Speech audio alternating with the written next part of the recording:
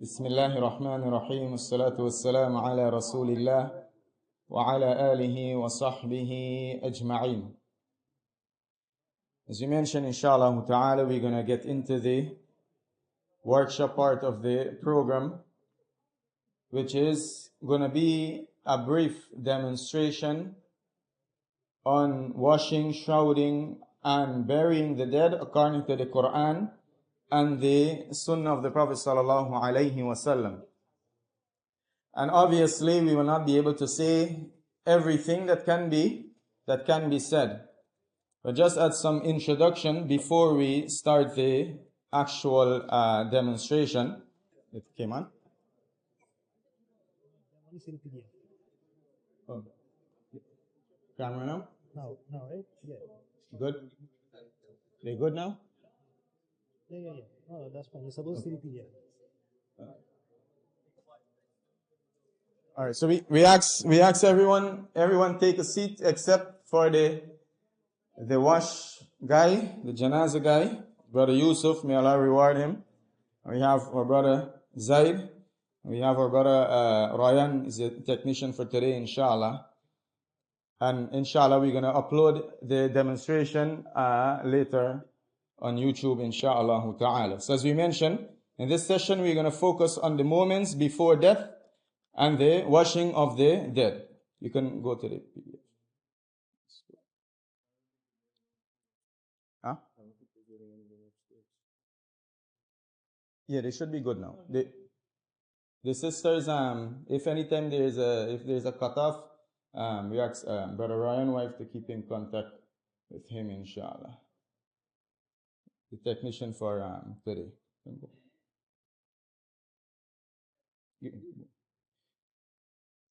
Now the moments before and after death. The first, there are certain things that are recommended, and it may be obligatory just before death. And what is meant by just before death? Meaning when the soul is leaving the body. He is not completely dead as yet, right? The soul is about to leave the body and the soul is leaving the body. Now, before that, I mentioned the will here, right? Now, this is not for the moment just before death. There's something for way before death. As the Prophet sallallahu alaihi wasallam, he mentioned, if you have something that you have to will, then don't let 2 nights pass except that it is written. And I mention it here as an emphasis, especially living here in the West, with regards to inheritance. As we know that they don't regard Islamic inheritance, so you have to will that. Meaning how your wealth is to be distributed.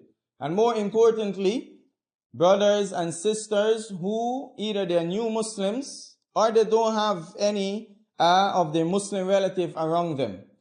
Right? You have to put and have it written down and have it with an Islamic organization or with a court, something that you want to be buried as a Muslim. As is something that is common. Many new Muslim, they passed away, the family take over the body and they burn them or they take them to the church or something like that. So you have to make sure, if you are in need of a will, that you, to safeguard your right, you make sure that you have your will written. From among the things that are recommended just before or at the moment when the person is dying, for those who are around him, is for us to remind the dying person of La ilaha illallah. As the Prophet sallallahu alaihi wasallam, he mentioned, Laqinu mawtakum La ilaha illallah. Right? Let the dead person, Laqinu mawtakum. And remember this phrase here. Mawtakum, you are dead. Now, is the person dead or is not dead? He's not dead as yet. Right? He's not dead as yet. But this is an Arabic expression. Laqinu mawtakum la ilaha illallah. Remind the dead to say la ilaha illallah. This has to do, you have to do it with wisdom. Sometimes it may be needed, sometimes it's not needed. And the scholars they mention is not really recommended to insist upon him 1 time, 2 time, 3 time. You say la ilaha illallah. If you know that the person may panic, don't tell him say la ilaha illallah, right? You can just you yourself repeat La ilaha illallah so that he will be conscious of it and he will say La ilaha illallah. So that the last word that he leaves this world with is La ilaha illallah. None has the right to be worshipped except Allah. Right, Muhammad, you're going to get a question. Those from the madrasa, you're going to be questioned regarding this. The next thing that so many of the scholars they mention is reciting Surah Yasin to the dying person. Now this hadith also mentioned, right, to read Surah Yasin ala mautakum, upon your dead. Now remember the same word was used. So what is meant? Read it when he's already dead? No, it's an expression. It doesn't necessarily mean that, right? And the majority of scholars from amongst the four madhahib, and also it was the view of Shaykh al-Islam Ibn Taymiyyah, they mentioned that it is recommended to read Surah Yasin upon the person who is dying. It makes it easy for the soul to leave the body. And this is not a bid'ah. It's not a bid'ah. The hadith that is mentioned, yes, is a weak hadith, but the majority of scholars and the Salaf, they work with this hadith. If you want to do it, you do it. Right? And the majority of scholars are with you. And if you feel not comfortable with doing it, that's up to you, but you should not object to those who are doing it. Reciting Surah Yasin upon the dying person. The next thing that is recommended, now when his soul leaves the body, as the Prophet ﷺ, he mentioned, the eyes follow it. In other words, the eyes sees the soul as it leaves the body. And the eye, you're going to see the angel of death, right? You're going to see the angel of death, whether in a good form or whether in a frightening form, you're going to see the angel of death. When the soul leaves the body, the eyes follow it. So in other words, the eyes remain open. As in the hadith of Abu Salama and Salama, and Abu Salama radiyallahu anhu, when he passed away, his eyes were left open, and the Prophet sallallahu alaihi wasallam came in and covered his eyes, closed his eyes. That is from the sunnah of the Prophet sallallahu alaihi wasallam, and to supplicate for the dead right there at that moment when he just leave this world and his soul just leave the body. From the sunnah is to supplicate for him at that point, as the Prophet sallallahu alaihi wasallam did with Abu Salam. He said, "Oh Allah, forgive Abu Salama and raise his degree among those who are rightly guided," meaning lift him and elevate him among the righteous individual, and grant him a successor in his descendants who remain. Forgive us and forgive him. Now this part here is from the sunnah that many times we forget. And it's mentioned also in the dua for the janazah, as we will see insha'Allah ta'ala, as we will mention. Right? Oh Allah, forgive us and forgive him. Even though the focus is on that dying person, it's recommended that we make dua for ourselves at that point also. O Lord of the universe, and make his grave spacious and grant him a light in his grave. The next recommendation, when the person just passed away, sometime his jaw may drop. Ibrahim, open your mouth a little. Right? Sometimes his jaw may drop. So it's recommended to, just as you close his eyes, to close his jaw.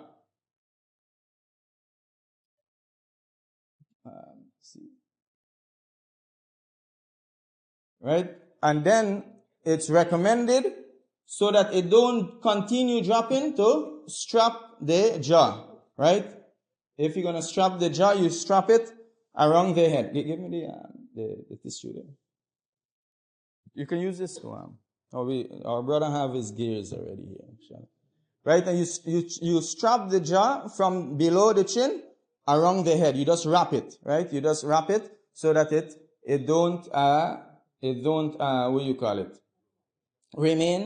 don't remain open.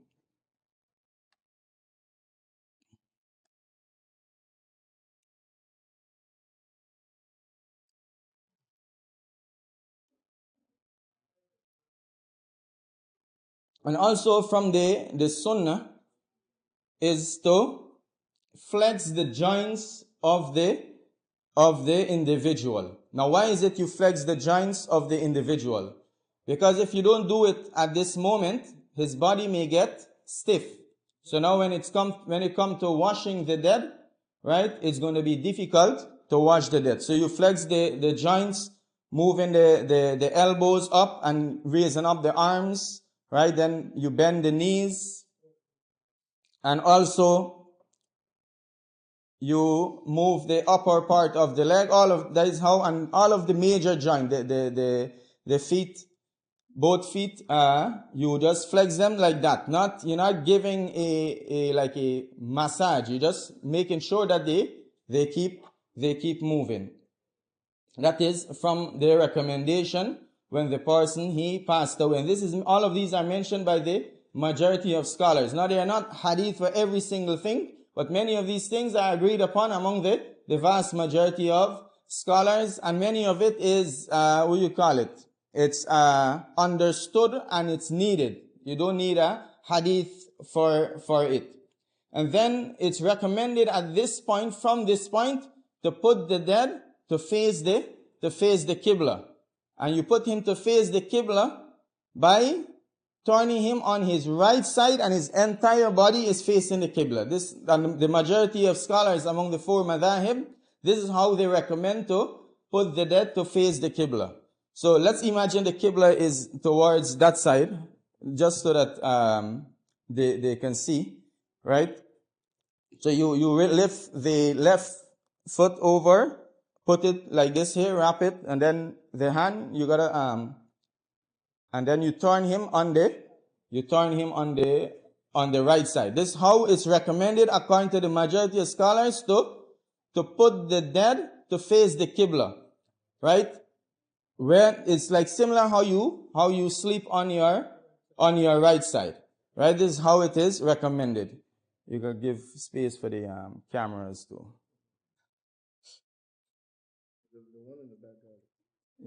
Inshallah.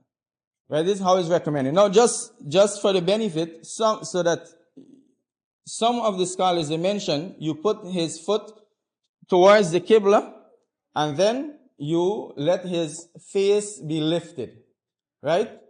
But as we mentioned, the majority and the most supported view, and that which is upon most, if not all of our scholars today, is the way we mention, as if he is sleeping, right?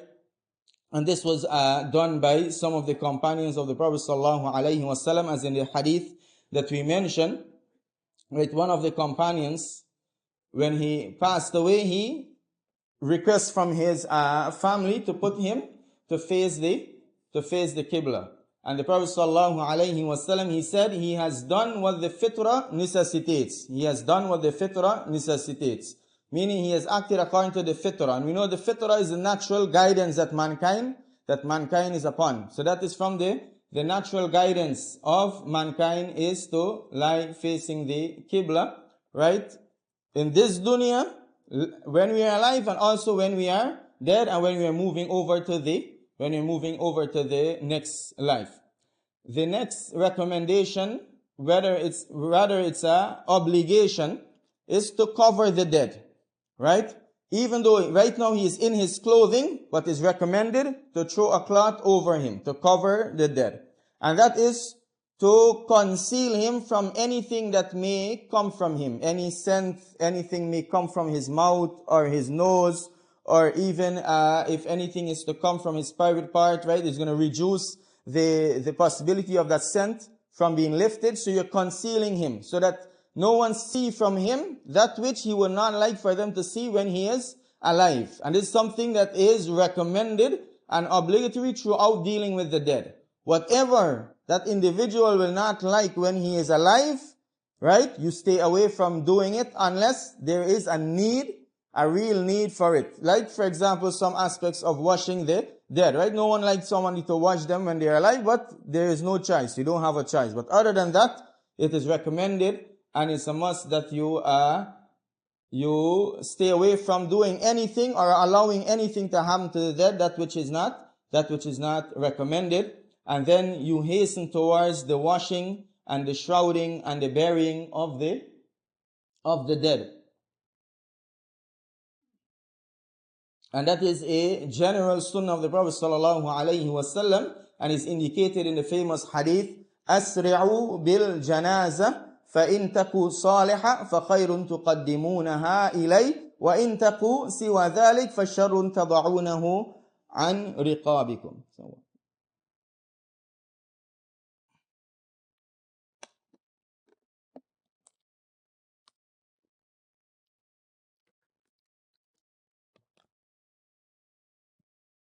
Right, to hasten with the janaza, the dead body. Right, and jinaza, some scholars mention both are the same, and some mention that the jinaza refer to the wood that you put the dead on.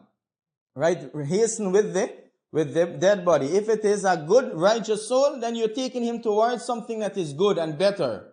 Right, so why is it you're going to delay? Now this is specifically in the context of carrying him. But if you delay the bathing and the shrouding and washing of the dead, then it's a general delay. You're delaying him from reaching that good that is waiting for him. And if it is an evil soul, right, if it's other than that, meaning other than a good soul, an evil soul, then it is better that you get rid of that soul. And in this hadith alone, if you ponder over it, is a maw'idah for us. How many individuals we may be carrying, right? And many people, they say that which is not pleasing to Allah. They say, oh, he's going to rest, or he's going to find that which is better. How do we know that they are resting or finding that which is better? And from the sunnah of the Prophet sallallahu alaihi wasallam is to prepare food for the family of the dead. Not the family of the dead preparing food for everyone. No, the sunnah, rather there is an innovation. The sunnah is we prepare food for the family of the dead, because they are obviously busy. Right, they are busy, as the Prophet sallallahu alaihi wasallam mentioned with the case of Ja'far radiallahu an. He said, prepare food for the family of Ja'far, because they have been afflicted by that which is, they are preoccupied with that which they are afflicted with. Right, the burial and the shrouding, and today looking for a funeral home and looking for vacancy and looking for a plot and so on. There are many things that is busying the family. So it's recommended, you don't busy the family more, rather assist the family in their busyness and help to take off some of that weight from the family. We have, okay. So the next topic that we're supposed to cover before Salah, inshallah, we're going to cover it. We're going to take about 5 or 10 minutes from your break, inshallah. Is the washing of the dead. You ready? Janaza guy? He's a retired janaza guy, so we have some expertise, inshallah. The first thing is we take a cloth and we cover between the navel and the knee of the dead. Okay. You can just scroll them up for yeah, here you go. Right? So let me just imagine. Oh wait, look, we have let's imagine this is a towel. Right? You can use this. So you cover between the navel and the knee. And this is for both the men and the woman. But remember, the women are washing women, right? And men are washing men. And the only exception is two exceptions. One with regards to the spouse can wash. The spouse, the husband can wash the wife, and the wife can wash the husband. And the second exception is what? Any other exception? Huh? No. Not mahram is the only individual with relationship. Huh? Yeah, the kids, right? The kids. That's the only two exceptions. Right? Not permissible for a brother to wash a sister or mother or anything. Only the spouse can wash the opposite gender, which is the spouse, or the washing a child that is under the age of 7. And if a man has to wash a girl that is under the age of puberty, she has to be an age that is not age of desired or an age that is going to cause fitna. The age at 3 year, 4 year, maybe, right? Some depending on where, some place you go, as we know during the time of the companions, and up to recent time, right? Women were getting married at a very young age, 9, 10, 7, and so on. So for men, the actual age might vary if they have to wash a child. But for women, is generally if they have to wash a child, meaning the male child is generally 7 and under, right? They can wash that child because their private parts has no ruling. So you cover between the navel and the knee, and then you take out the clothing gradually. And we're not going to demonstrate that part here, right? Right? You take out the clothing and you don't cut it, right? The sunnah is you take out the clothing and let the living benefit from it, right? You don't cut it and destroy the clothing. So you take out the clothing gradually without causing the aura between the navel and the knee to be exposed. Then after that, you lift the head of the dead slightly, right? Let him sit up, or the head to lift all the body up a little, right? And then you press gently on the stomach, right? You press gently on the stomach in order for anything remaining in the stomach to exit. And as you're doing that, right, you're washing, you're pouring water also from here, so it wash and it goes down, right? You're washing, and you use a cloth to clean the private area. And it's not sufficient to use the gloves alone. You have to use a cloth. Your hand is not touching the private parts. You have to use a cloth, and you're cleaning the private area. And remember we mentioned it's not permissible for you to do anything that is not befitting when he is alive. Now with the gloves, many people, they may think that the gloves is sufficient, but it's not sufficient. Why? Because with the gloves, you can still detect the detail of an individual body, right? And the description of their body. So it's not permissible for you to just use the gloves. You have to use a cloth when you're cleaning the private parts and not touch it with your hand directly. Whether it's with the gloves or without the gloves, it's not permissible for you to touch the private parts directly. And then you do that 3 times, right?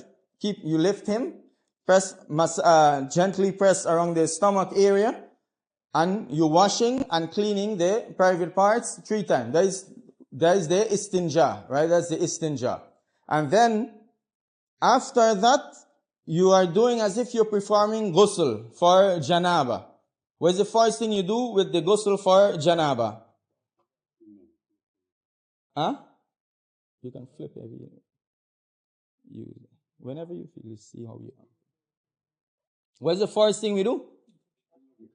That we just finished that part, right? The private parts, we just finished that part. And after cleaning the private parts, we make wudu, right? So we make wudu for the dead by just how you make wudu. Now when it comes to washing the mouth and the nose, you don't put water in the mouth and the nose, right? You use a cotton, right? Or your finger, and you clean the mouth, damp the mouth and the nose. You clean it with a cotton, right? And then you wash you wash the hands first 3 times, then you wipe the mouth and the nose, and then you wash the face. Now when you're washing the face, you have to make sure the mouth and the nose is covered, closed, right? So if you gotta pour some water with your hand, make sure you do it from the top, right? Don't throw it from the bottom. It's gonna go up into the nose.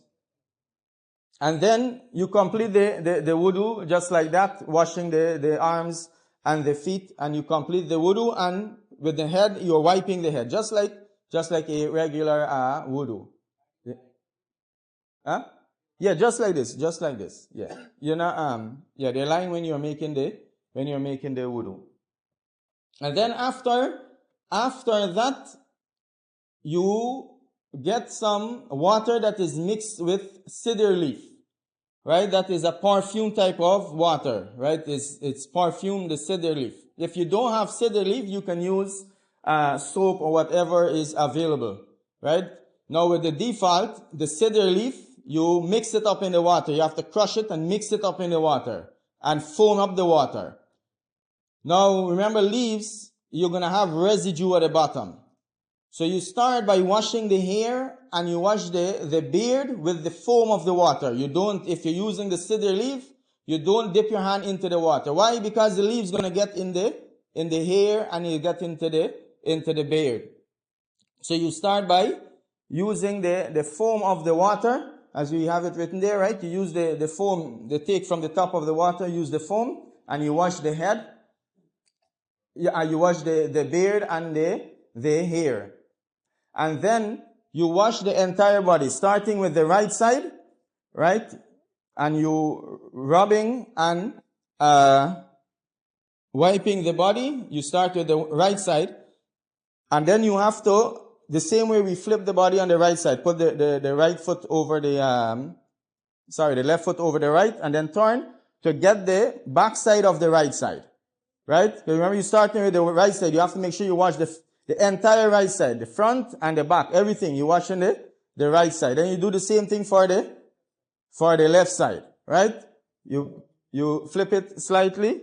Well, normally you're gonna have assistance, right? In the janaza, and most likely is gonna be at least 2-3 persons, someone pouring water, someone moving the body, and it's not recommended to have more than what is needed, right? And the best person to wash the dead is, who is the number one most deserving person to wash the dead? Whoever the dead asks to wash him. That is the number one preference. And then the relatives who are closer in relationship. The father, then the grandfather, then the son. And so on. That's, if there is no dispute, like for example, you take him to a funeral home and there's dedicated people to wash, there is no problem with that.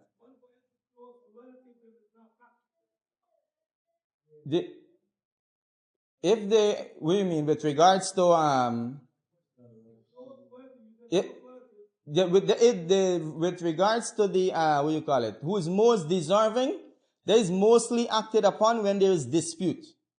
If there is no dispute, either the dead said somebody is going to wash, or everybody agree they're going to take him to this funeral home. It's a Muslim funeral home. They're going to wash. There is no issue. Now, if there is dispute, once they're Muslim, they have the right.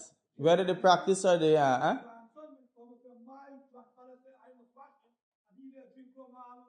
no, that is no matter. Once he's a Muslim, no matter what he do, he's going to be the most deserving, even if he's drinking. Well, let me leave the questions then, inshallah, to after Salatul Maghrib. So, now we finish with the right and the left. Then you wash the entire body, rubbing the body and doing so 3 times or 5 or 7. If 3 is sufficient, it's sufficient. Now, what is meant by sufficient? Meaning, let me say you wash it 3 times, then some impurity came out. Right? You wash it 2 more times. You don't just wash it 1 time.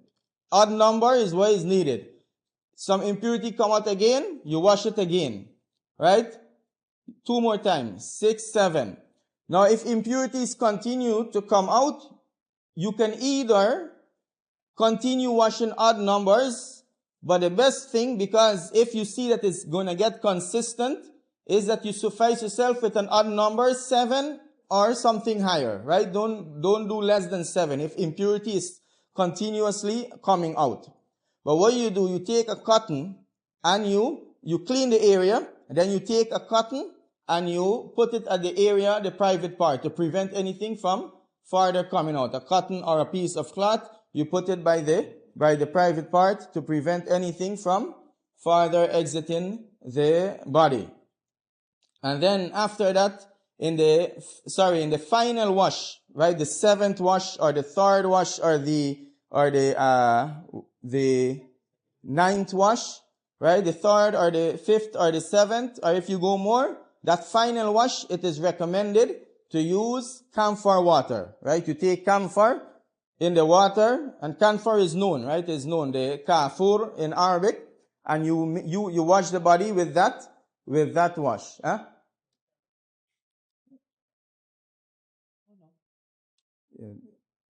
That is right. So the final wash, you mix it with camphor. Now, if you don't have camphor, right, you use something, some duhun, some itir, something that is suitable to replace it. But it's better that you get camphor, right? That is readily available.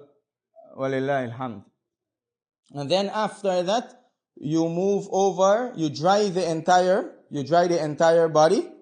With regards to the woman, right, you braid her hair into 3 braids, right? One from the middle of the head, the front middle of the head. So you take this part of the hair, right?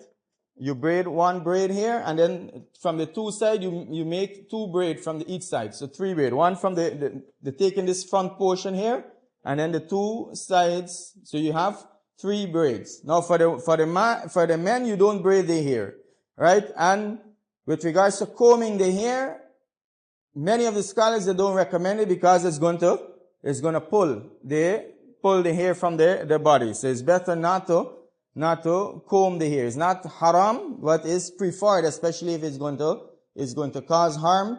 You make sure the entire body is dry, and if you need to lift it and take it over to another area for the takfeen, for the shrouding, you take it over to another area. But you dry the body, and then you move it to another area if needed. You can, during that process, you can clip the nails. Now, with regards to clipping the nails, clipping the moustache, and the armpit, all of that, there are difference of opinion. Right now, those things are fitrah, and it doesn't expose the aura of the body. So letting the dead reach Allah subhanahu wa ta'ala upon the fitrah, as is indicated in a hadith that we just mentioned, right? Where the Prophet ﷺ mentioned that he has advised with the fitrah when he asks to be laid on his right side. Similarly, we try to let the dead reach Allah subhanahu wa ta'ala with being upon the fitrah as much as possible. So if the nails are very long and they need clipping, you can, but you have to be diligent. If it's going to cause harm, then you don't do it. The armpit need clipping, you can. The moustache need clipping, you can clip those things. With regards to the pubic area, there shouldn't be any way you know whether it needs to clip or not, because that is not supposed to even be exposed. So how is it you're going to know whether it needs to trim or it don't need to trim? So that area is completely covered. It shouldn't be exposed and shouldn't be known whether it needs trimming or not. And if it happens that someone, you don't expose it, you don't trim it, you don't do anything with regards to the pubic area. And then after that, we move to the shrouding of the dead, which we will cover after Salatul Maghrib, inshallah. We miss anything from the notes? Anybody following the notes? Are you going to get the notes, inshallah? We ask Allah subhanahu wa ta'ala to aid us and forgive us and aid us in preparing truly for this moment and not be among the negligent ones, inshallah.